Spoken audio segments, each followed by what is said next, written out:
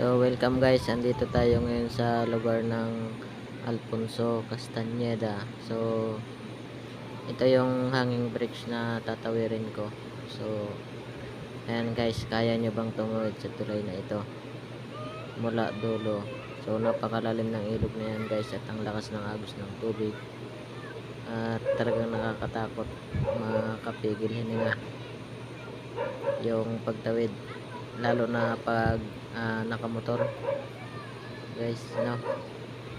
Sobrang lakas ng kabog ng dibdib mo. Pansin nyo yung mga buwan sa gilid, yung mga harang, parang mauna na imagine mo pag natumba yung motor, lusot ka talaga sa ilalim.